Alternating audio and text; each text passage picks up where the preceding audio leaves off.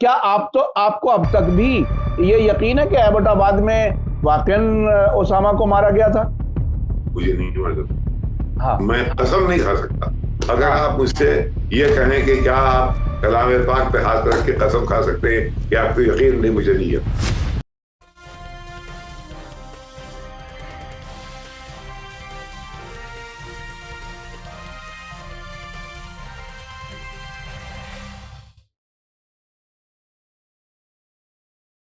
Hello, नमस्कार, आदाब, सत श्री अकाल और अस्सलाम वालेकुम। मैं हूं मोहम्मद अहमद काजमी, लेकर आया हूं आपका पसंदीदा कार्यक्रम आपके रूबरू। आज संडे है और बहुत ही अहम वाकयात इस हफ्ते में हुए हैं और सईद नकवी साहब से हमारी बात हर संडे को हो रही है और हमें वो वक्त दे देते हैं, उसके लिए हम बहुत शुक्रगुजार हैं। आज जो हम बात करेंगे वो ऐसे वाकयात हैं जिस पर सभी की नजरें हैं, खास तौर पर ताइवान पर। ताइवान में नैन्सी पेलोसी के दौरे के बाद ऐसा लगता है कि मेजबान ताइवान की मुसीबत आ गई है। मुसीबत इसलिए कि इस वक्त 6 लोकेशन इस आइलैंड के चारों तरफ हैं जिन पर चीन फौजी एक्सरसाइज कर रहा है और कुछ लोगों का तो ये कहना है कि हो सकता है जंग शुरू हो जाए। उस पर बात करेंगे और उसके अलावा अलकायदा के लीडर ऐमन जवाहिरी के कत्ल का दावा किया है अमेरिका ने। अभी कुछ उसके शवाहिद के बारे में कंट्राडिक्टरी रिपोर्ट है, आखिर क्या है उस पर बात करेंगे। और उसके अलावा दुनिया जहान में जो कुछ हो रहा है उस पर समझने की कोशिश करेंगे, क्योंकि सईद नकवी साहब से जब बात शुरू करते हैं वो आखिर कहां तक पहुंचेगी हमें भी मालूम नहीं होता, क्योंकि उनकी मालूमात दुनिया भर के बारे में इतनी गहराई से है कि किसी सियासतदान का अगर जिक्र आज होता है तो उसके 20 साल पहले भी वो कहां था वो भी बताते हैं। तो सईद नकवी साहब की याददाश्त, तजर्बात, उसका फायदा हम उठाने की कोशिश करते हैं। नकवी साहब, वेलकम है आपका मीडिया स्टार वर्ल्ड को, बहुत आपने बहुत वक्त दिया। शुक्रिया। आप बताइए कि आज क्या कुछ बात करेंगे। नैन्सी पेलोसी पर कुछ बहुत सी बातें हो रही हैं, आप उसको किस नजर से देखते हैं, जो कुछ ताइवान में जो कुछ नजर आ रहा है? हनुमान के बारे में, भगवान हनुमान के बारे में ये कहा जाता था कि वो एक अपनी दुम से उन्होंने जाके पूरी लंका को जला दिया। अब ये पूंछ, ये तो बहुत ही बिल्कुल उसी किस्म की कोई चीज। अब मैं हनुमान की दुम तो नहीं कह सकता क्योंकि ये हनुमान की तौहीन होगी, लेकिन इसी किस्म का कोई आले अमेरिका के पास है कि अभी अभी आपने आग लगाई यूक्रेन में। मकसद था कि रूस गिर जाए, यहां यूक्रेन जल रहा है। अब आपका वहां मकसद है कि चीन को हम घेर लें। अब मुसीबत आ गई है ताइवान के ऊपर। नैन्सी पेलोसी इटालियन ओरिजिन की एक खातून, कैलिफोर्निया में रहती। कैलिफोर्निया से ही ये कांग्रेस में आई। इनकी उम्र 82 ईयर्स की हो गई। बाइडन साहब खुद 80 के हो गए तकरीबन। तो गोया ये उम्र रसीदा लोग ये अब धीरे धीरे फेड आउट हो रहे हैं। मसलन जो इस वक्त बहुत लाइवली डेमोक्रेटिक पार्टी की मेंबर है, अलेक्जेंड्रिया कॉर्टेज, ओकासिया कॉर्टेज, जिसने कि न्यूयॉर्क में, यानी जो कि कंजर्वेटिव का अड्डा है, वहां लेफ्ट लिबरल होके जीत के आई है। ये जनाब जब पैदा हुई थी तो नैन्सी पेलोसी मेंबर थी कांग्रेस, यानी इतना एज डिफरेंस है। और वो बहुत लाइवली औरत है। उसके हाथ में बर्नी सैंडर्स ने अपना सारा काम छोड़ रखा है। और इस किस्म के लीडर्स की अमेरिका को सख्त जरूरत। ये मेरा अपना एक पर्सनल अंदाजा। बहरहाल नैन्सी पेलोसी, अब ये उनके शौहर हैं। शौहर का नाम है Paul Pelosi. Paul Pelosi stocks and shares खेलते हैं, यानी जो अमेरिका का सेकंड मोस्ट इंपॉर्टेंट डेजिग्नेशन है प्रोटोकॉल में, लीडर ऑफ द हाउस, जो कि ऑफ द कांग्रेस, जो कि नैन्सी पेलोसी हैं, उनके शौहरे नामदार सट्टा बाजार खेलते हैं और इससे उनकी आमदनी 103 मिलियन कही जाती है। इसलिए गोया कांग्रेस में छठी सबसे ज्यादा अमीर और दौलतमंद मोहतरमा है इस वजह से। इधर उन्होंने कुछ पैसे लगाए अल्फाबेट पे, माइक्रोसॉफ्ट पे, अमेजॉन पे, माइक्रो इस पे, ये अपना गूगल पे। तो गोया ये चिप कंपनीज और ये टेक कंपनीज जो थी, इन पे लगाए। उस वक्त लगाए जबकि हाउस में, अब ये मुझे कहां से मालूम हुआ? ये मुझे मालूम हुआ था इससे, ग्लोबल टाइम्स से। सीधी सीधी बात, अब ग्लोबल टाइम्स चीन का है, लिहाजा वो, लेकिन वो झूठ नहीं बोलते, यानी वो अपने मकसद की बात बताते हैं लेकिन झूठ नहीं, यानी फैक्चुअली आप उनको करेक्ट इनकरेक्ट नहीं पाते। उनका ये कहना है कि इन्होंने कोई 5 बिलियन डॉलर इनकी आमदनी बढ़ी उस जमाने में, जबकि वो एक बिल पास हो रहा था कि इसमें कांग्रेस में, जिसको कि उस बिल को इन्हीं इन्हीं बिजनेसेस के बारे में, जिनको कि नैन्सी पेलोसी नेविगेट कर रही थी, यानी एक कॉन्फ्लिक्ट ऑफ इंटरेस्ट का मामला था। ये बजट जो थी, देखिए, ये इनका वहां जाना कोई, ना तो बाइडेन साहब चाह रहे थे, बल्कि ब्लिंकन ने एक अजीब और गरीब स्टेटमेंट दिया था कि भाई ये 2 विंग्स हैं सरकार की, ये जा रही हैं, तो यानी हम नहीं जानते भैया, हम ये राम भरोसे जा रही। लेकिन उनके साथ डिफेंस सेक्रेटरी थे, हालांकि वो मुंह के ऊपर हाया लगाए हुए थे, लेकिन फिर भी ये पहचाने जा सकते थे कि ये defence secretary Austin, Lloyd Austin है, वो थे, और भी डेलीगेशन था वहां। ये जनाब आली जाते ही, अमंग द अदर पीपल, ये टीएमसी, यानी Taiwan semi TSM, Taiwan semi conductor manufacturing का जो हेड है, वो ये दुनिया की सबसे बड़ी सेमी कंडक्टर बनाने की फैक्ट्री है। आप जाके अब बताइए, कुछ घंटे वहां रही हैं, लेकिन उस बीच में ये इनकी प्रायोरिटी क्या थी कि उससे मिल ले। उसको क्या शौक है? क्योंकि एक ब्रांच वो एरिजोना में, अमेरिका में खोल रहा है, जो कि कैलिफोर्निया से बहुत करीब स्टेट है। सुना है कि उसमें बहुत सारी दिक्कतें आने वाली और आ गई। एक पहलू इसका और है, वो ये, काजमी साहब, जब मैं गया था ताइवान, तो मैं वहां से अपना पहला एसर ACER लैपटॉप लेके आया था। अगर आपको याद हो, उन दिनों में वही लैपटॉप था जी जी जी टॉप, बिल्कुल। और यही लोग बनाते थे। मैं लेके आया था। क्या जाहिर होता है? जाहिर होता है कि इस मामले में ये लोग बहुत आगे थे। जब मैं वहां था तो मेरा अंदाजा ये था कि ये एक मैन्युफैक्चरिंग हब है, जो कि अपने इन्वेस्ट अपनी जो आमदनी है वो मेनलैंड चाइना में इन्वेस्ट करता है, और जो कुछ ये बनाता है इसका सबसे बड़ी मंडी चाइना है। यानी चाइना में और इनमें एक सिम्बियोटिक रिश्ता था, यानी इनकी और उनकी बिजनेस में चाइना अगर अपना हाथ हटा ले तो इनकी बिजनेस खत्म हो जाए। अच्छा, हर ताइवानीज ये बात जानता था, लेकिन अंदर अंदर झगड़े होते। अगर आपने तस्वीरें देखी होंगी तो बाकायदा मारपीट अगर असेंबली में कहीं हुई है, कुर्सी उठा के मार दी, और बल्लम लेके आ गए, और एक दूसरे का टाई खींच ली।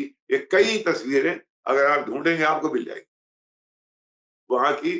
जो मुझे हमेशा ली कुआन यू की बात याद आती है कि देखो, ये लिबरल वेस्टमिंस्टर मॉडल डेमोक्रेसी जो है, ये चाइनीज टेम्परामेंट को सूट नहीं करती।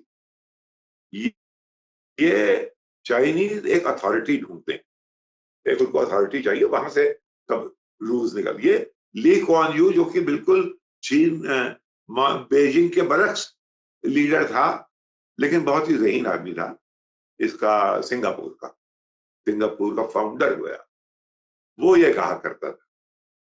अब ये है कि साहब, आपने इनका सारा धंधा वहां था। हिंदुस्तान, अच्छा हिंदुस्तानी हर जगह होते हैं।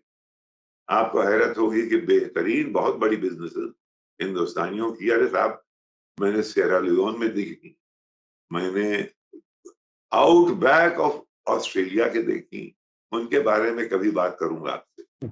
बहरहाल यहाँ पे सिंधी बहुत थे, और वो आए थे 1971 में जब किसिंजर ने ओपनिंग टू चाइना की, तो इन लोगों को लगा कि वहां तो वो कंट्रोल सिस्टम है, उन्हीं का ये भाई है, यहाँ आ जाए तो बहुत से सिंधी।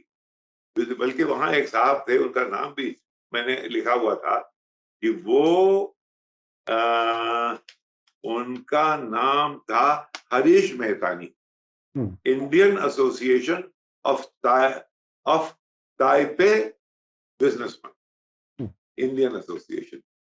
वो हमसे ये कहते थे कि साहब, अब देखिए ना, 80s में हमें लेबर मिलता था $150 महीने पे, 1990s में हमको मिल रहा था 1500 में, और 2000 में तो और कयामत होगी।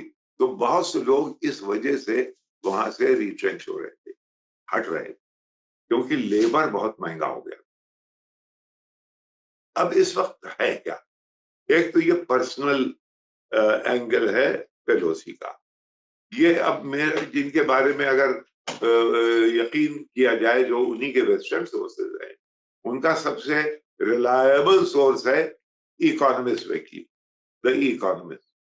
इकोनॉमिस्ट में मैंने ये पढ़ा कि इनको तजवीज ये है कि अब इनको अमेरिका का सफीर इटली में भेज दिया जाए, क्योंकि बहुत बड़ा पैलेस है वहां पे अमेरिकन एम्बेसी के पास, और ये इटालियन इनके ओरिजिन्स भी हैं।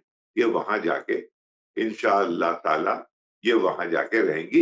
इकोनॉमिस्ट का कहना ये, मैंने पहले ग्लोबल टाइम्स को कोट किया था, जी जी अब मैं इकोनॉमिस्ट को कोट करता हूँ। मेरे ख्याल में इसमें कुछ कुछ सदाकत है, कुछ सही मालूम होता है कि ये हो सकता है कि ये जाए।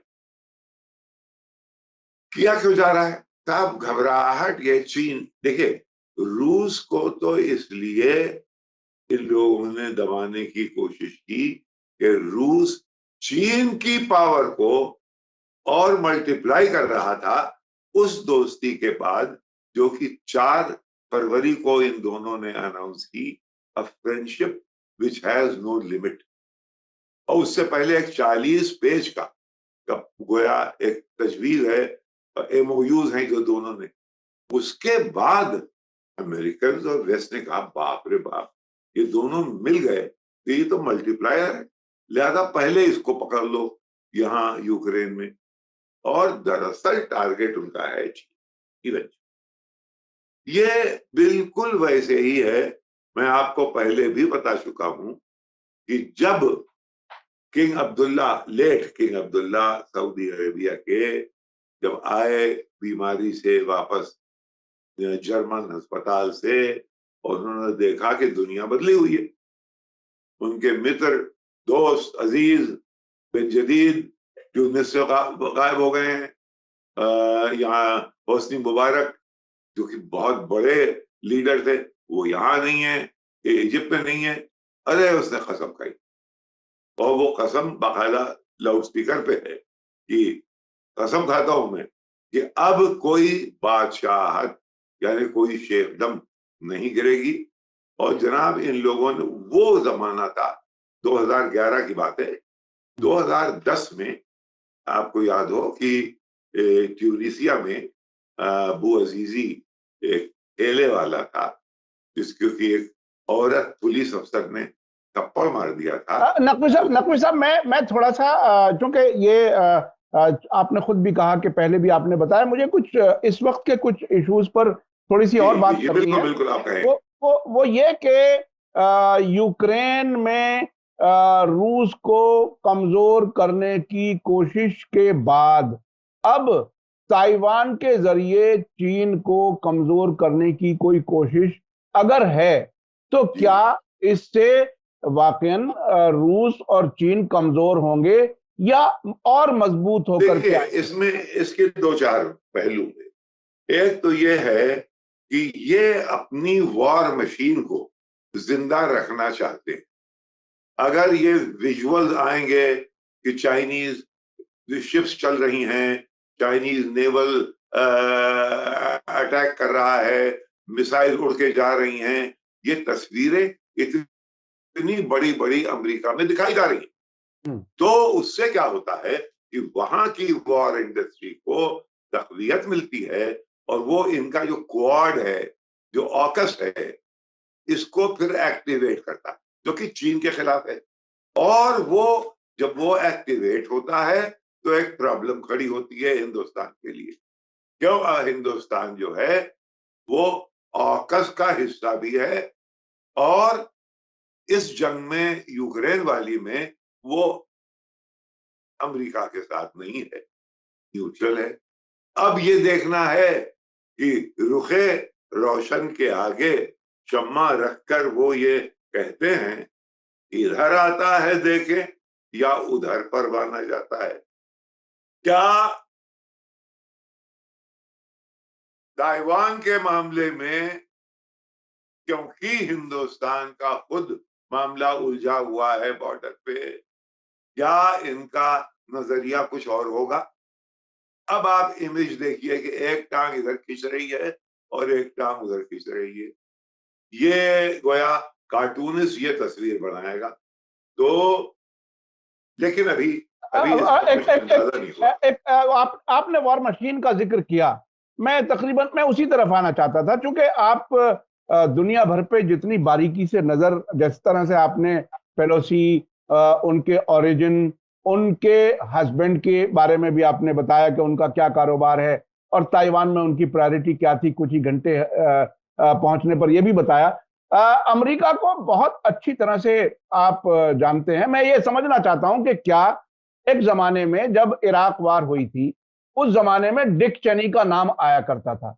डिक चेनी बहुत ही बड़े वेपन्स के इंडस्ट्री से जुड़े हुए शख्स थे। हैलीबर्टन हाँ, हैलीबर्टन जी जी, हैलीबर्टन के चेयरमैन थे जी और जी, वाइस प्रेसिडेंट थे, लेकिन दरअसल वो चला रहे, हाँ, तो उनका पूरा ये नेओकॉन का जो एजेंडा था वो वही चला रहे। जी जी। मैं अब जो पूछना चाहता हूं वो ये कि क्या नैन्सी पेलोसी के इस दौरे को अगर ये सच समझा जाए कि जो बाइडन की पसंद नहीं थी, वो नहीं चाहते थे इन्हें भेजना, हालांकि वो एक अलग से एक सवाल है, प्रेसिडेंट इतने पावरफुल होने के बाद भी वो नहीं रोक पाए, लेकिन क्या अगर उनकी ये बात सच समझी जाए, तो क्या नैन्सी पेलोसी के कुछ रवाबित वहां अमेरिका में हथियार बनाने वाली कंपनियों के साथ हैं, क्योंकि वहां लॉबिंग होती है पैसे लेकर के?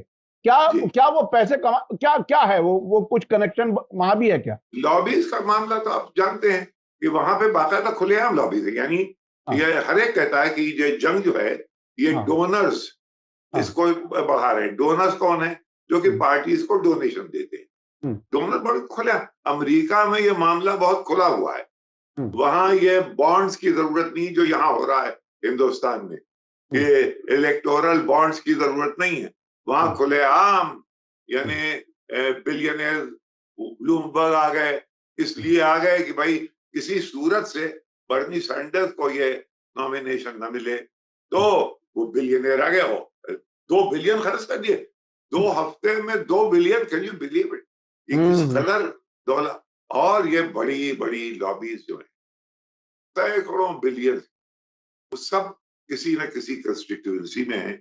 वहां का कोई कांग्रेसमैन होता है, वो जनता की बात नहीं सुनता, वो उन्हीं की बात सुनता हम्म, है। यह सबसे बड़ा डिस्कनेक्ट है अमेरिकन डेमोक्रेसी का, कि जो कांग्रेसमैन है वो सेंसिटिव है उस इंडस्ट्री का जो कि उसके कंस्टिट्यूएंसी में लोकेटेड है, न कि उस गरीब आदमी का जिसको कि मकान नहीं मिला है। ये प्रॉब्लम है। तो ये नैन्सी पेलोसी का कोई कनेक्शन कहीं उनके हस्बैंड का या कोई कोई नजदीकी कुछ कुछ लगता है आपको? हो सकता है वो, देखिए मैं जानता नहीं हूं, लेकिन हो सकता है। देखिए भाई ये अमेरिका में रहते हैं, अमेरिका में तो और कैलिफोर्निया के हैं, कैलिफोर्निया में तो आर्म्स का बहुत चलन है। वहां हो सकता है कौन, भाई देखिए कान में ये कहना भाई देखो हम अमेरिका से आए हैं, उसको बुला लो, हम बात तो अभी कर रहे हैं सेमीकंडक्टर्स की, जिसमें हमें इंटरेस्ट है क्योंकि एरिज़ोना में हम तुमको लाना चाह रहे हैं, लेकिन इसके बारे में भी हम बात कर लें, हो सकता है, मुझे मालूम है। अच्छा अच्छा अच्छा। अब मैं चलना चाहता हूं, चूंकि ये काफी हद तक चीजें क्लियर हो गई। और क्या वैसे आपको कोई ऐसा कुछ लगता है यकीन की हद तक या शक की हद तक कि चीन ताइवान पर हमला करेगा? अब नहीं करेगा। एक किस्सा आपको बताता हूँ। हमारे सफीर राजन अभ्यंकर बहुत ही आला, वो यहाँ इराक बहुत जाते थे, उनकी मीटिंग हुई सद्दाम हुसैन से, और सद्दाम हुसैन ने एक बात उनसे बड़ी दिलचस्प कही, उनसे कहा देखो जब भी उधर से मिसाइल आए इस बात को समझ लो कि तुम अपना कौन सा, वो ये देखना चाह रहा है कि तुम्हारे पास क्या क्या हथियार हैं। तो इस वक्त ऐसे ऐसे हथियार हैं चीन के पास कि वो आया नहीं करेगा, ये महज अपनी कुव्वत दिखाने के लिए वहां के लोगों में घबराहट मारेगा साहब। वो इससे, ये साइबर सिक्योरिटी से आप देखें, अगर वो चाहें तो ताइवान बिल्कुल बंद हो जाए। यानी अगली जंग जो है वो कारतूस और बंदूक से ना होगी, ये जनाब होगी साइबर स्पेस में। वहां कौन कितना आगे है ये देखना है, और चीन उसमें बहुत आगे। तो जो इस वक्त दिखाई दे रहा है ये तो तकरीबन गोया उनके नजदीक बच्चों का खेल है, ये दिखाने के लिए है। वो अपने वो असलहे तुमको थोड़ी दिखा देंगे जो कि दरअसल उनके पास है, समझे? जी जी बहुत दिलचस्प बात कही थी सद्दाम हुसैन ने, जी जब जी जी उधर से मिसाइल आई, ये समझ लो कि वो ये देखना चाह रहा है कि तुम रिटेलिएट कैसे कर, ताकि वो देख ले कि तुम्हारे पास क्या क्या है। जी जी तो जी। वो लेकिन और चीन, लेकिन आपको लगता है कि चीन अभी वो दिखा नहीं रहा जो ना उसके ना पास ना, है? ये तो अच्छा बहुत अब, छोटी चीजें, हाँ हाँ, तो ये ये मिसाइल और ये पनडुब्बी और ये नाव और जहाज, ये एक वातावरण, एक एटमॉस्फेयर बनाया जा रहा है। और कुछ देखिए, जिस दिन वो इनकी बिजनेस बंद कर दे, यानी आपने तो यहाँ सैंक्शन लगा दिया, चलिए उनके पास यूरोप बिल्कुल करीब है, रूस उधर है, यूक्रेन में, यहाँ पे आप समंदर, ऐसा लखोदख समंदर है वो, पैसिफिक ओशन, कहां से आप आओगे? हवाई जहाज उड़ा के लाओगे इनको? ये सारी बिजनेस इनकी मेनलैंड चाइना से है, इनके रिश्तेदारियां हैं वहां, ये वहां जाते हैं, इनके हनीमून वहां होते हैं, समझे साहब? तो ये एक डेंग शाओपिंग की बहुत ही होशियार समझदारी वाली तजवीज थी, one nation two system. Nation एक है, अच्छा अमेरिका भी ये कहता है कि साहब हम वन चाइना पॉलिसी के हक में हैं, हिंदुस्तान भी ये कहता है। वन चाइना पॉलिसी का क्या मतलब हुआ? यानी मेनलैंड चाइना और ताइवान आर वन कंट्री। लेकिन यहाँ पे क्योंकि एक डेमोक्रेटिक अर्ज है, यानी डेमोक्रेटिक अर्ज तो इन्होंने तियानमेन स्क्वायर में भी देखी 80s में, तो वो जो अर्ज है हम उस अर्ज को उकसाना चाह रहे हैं।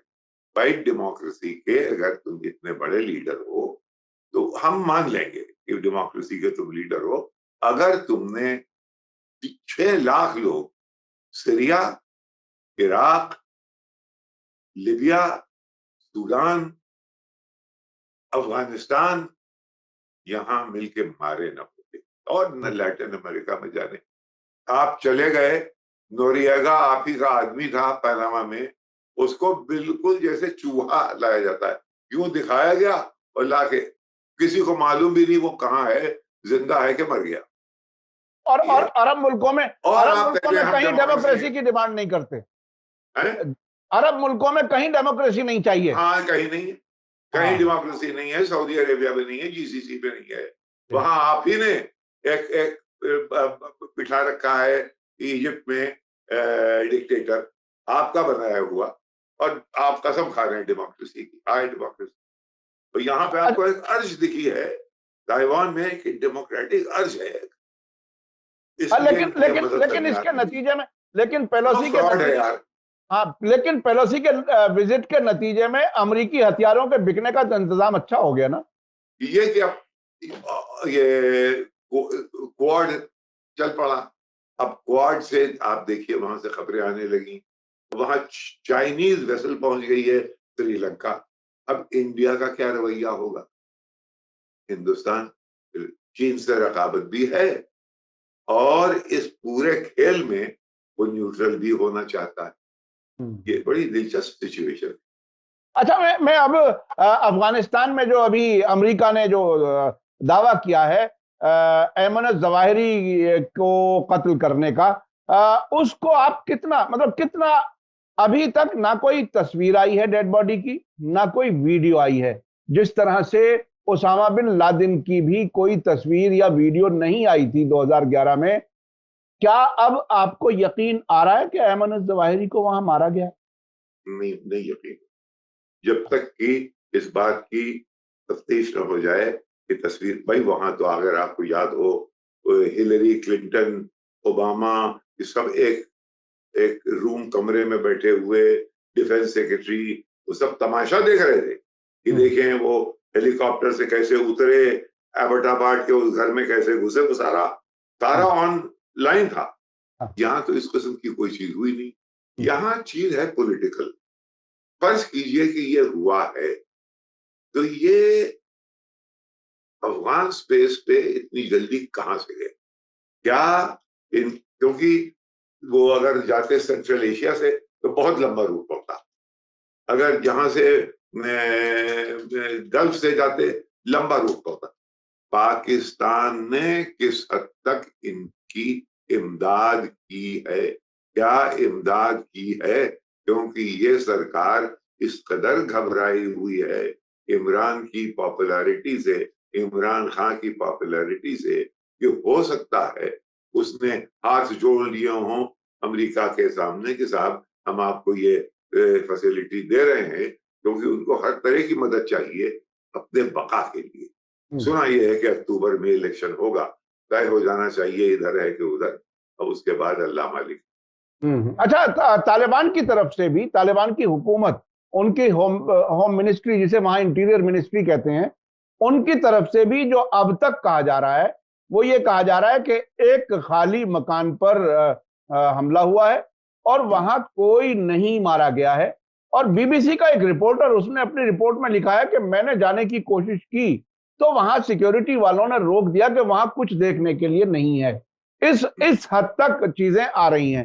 तो अच्छा, आपने इसके बारे में तो कहा कि यकीन नहीं हो रहा। क्या आपको अब तक भी ये यकीन है कि एबटाबाद में वाकई ओसामा को मारा गया था? मुझे नहीं मालूम, हाँ। मैं कसम नहीं खा सकता। अगर हाँ। आप मुझसे ये कहें कि क्या आप कलाम पाक पे हाथ रख के कसम खा सकते हैं कि आपको यकीन, नहीं, मुझे नहीं यकीन।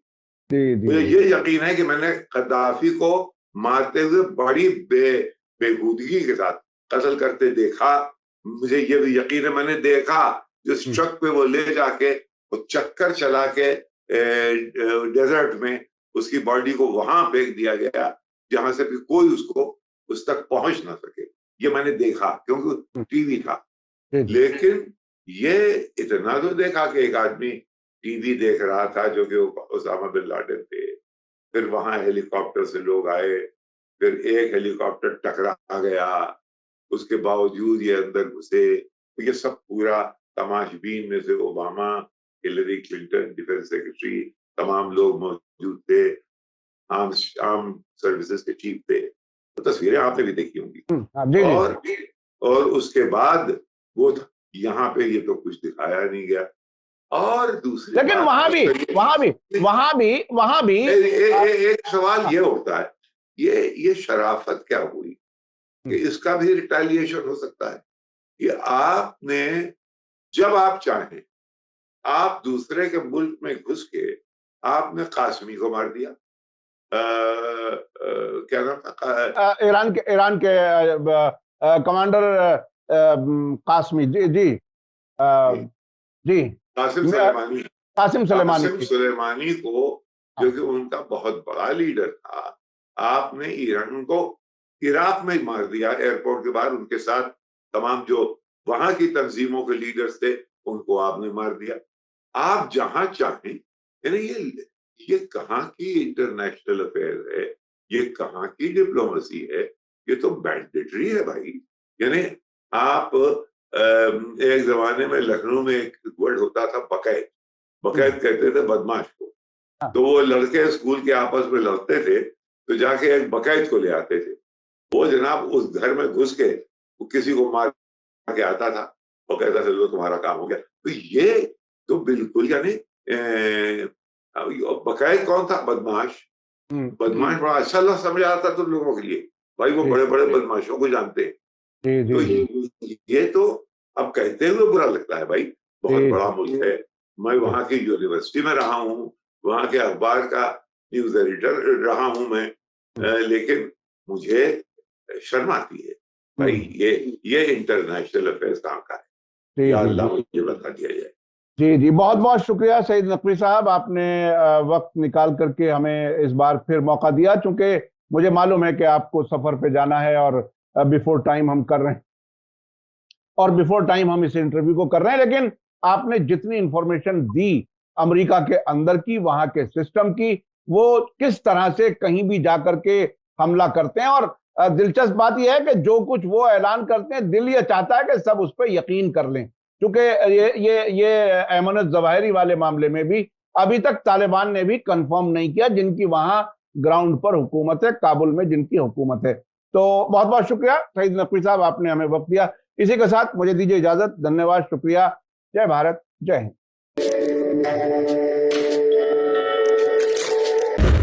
मीडिया स्टार वर्ल्ड के और वीडियो देखने के लिए हमारे चैनल को सब्सक्राइब करें और सीधे नोटिफिकेशन पाने के लिए बेल आइकन दबाएं। और अगर हमारी खबर सच्ची और अच्छी लगे तो अपने व्हाट्सएप, इंस्टाग्राम, फेसबुक और ट्विटर अकाउंट पर जरूर शेयर करें।